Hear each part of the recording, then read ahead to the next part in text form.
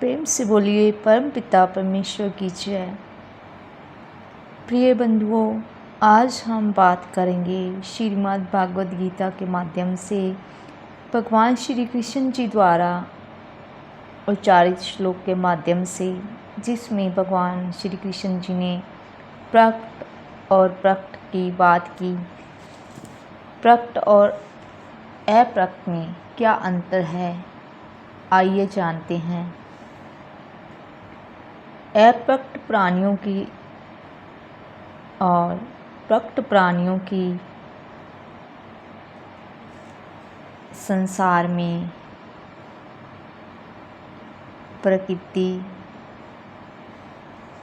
अर्थात संसार में जितने भी प्राणी दिखाई दे रहे हैं, इस समय संसार में वह जीवित रहते हुए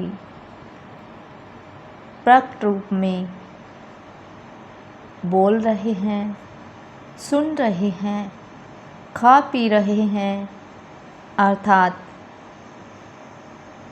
जीवित रहते हुए संसार में जीवन की प्रत्येक गतिविधि कर रहे हैं।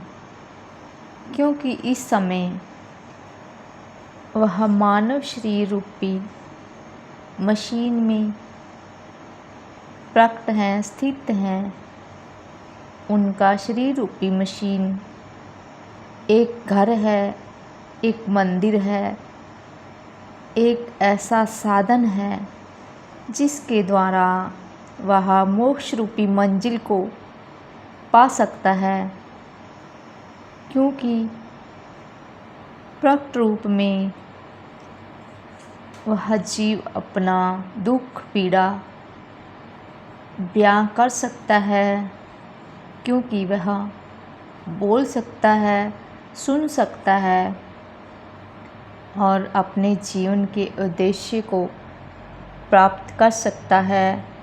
मानव जीवन का उदय होना, जागरण होना, प्राकट्य होना, इसी का नाम है। जबकि दूसरी तरफ अगर देखें तो अप्रकट अर्थात वह जीव जोश जिसका शरीर में उदय हुआ था, वह शरीर छोड़कर मृत्यु उपरांत अपने लोक में, सूक्ष्म लोक में चला गया, शांत हो गया, अर्थात जड़ शरीर को छोड़कर सूक्ष्म लोक में चला गया। मानव शरीर का जितना भी क्रियाकलाप या क्रियाशीलता थी, वह जीव के कारण ही थी, जिसके द्वारा ही मानव जीवन बना। उसको सतग्रंथों में जीव आत्मा नाम से संबोधित किया गया है। क्योंकि पंच भौतिक तत्व से निर्मित शरीर में जीव आत्मा द्वारा ही शरीरों में क्रियाशीलता थी, अन्यथा शरीर डेड बॉडी हैं। अप्रकट अपने मूल रूप में चले जाना, अर्थात जैसा पहले था उसी फॉर्म में चले जाना, अप्रकट हो जाना, जड़ संसार को छोड़कर सूक्ष्म लोक में चले जाना, सूक्ष्म रूप में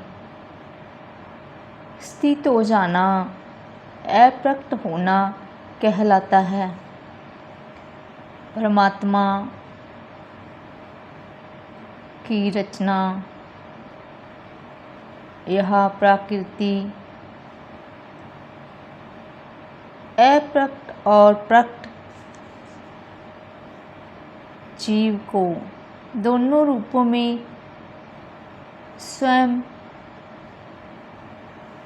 अपने में संयोग कर रखती है। परमात्मा से प्रतिपल असंख्य सृष्टियाँ उत्पन्न हो रही है और उसी में विलय हो रही है। अब प्रश्न यह उठता है कि असंख्य जीव, असंख्य सृष्टियाँ जिससे पैदा हो रहे हैं और फिर उसी में समा रहे हैं, वह सुप्रीम पावर जिसमें असंख्य ही प्राणी प्रतिक्षण अप्रकट रूप से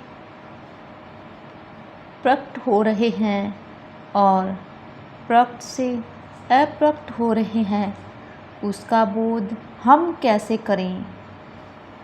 क्योंकि परमात्मा व्यक्ति वस्तु स्थान से परे हैं और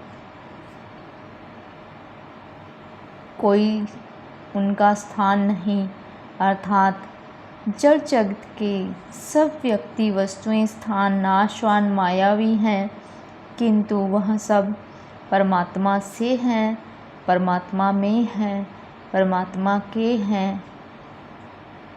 क्योंकि इसीलिए ही परमात्मा को मायापति, माया का भी पति कहा गया, माया का भी स्वामी कहा गया है। संसार के जितने भी प्राणियों के शरीर हैं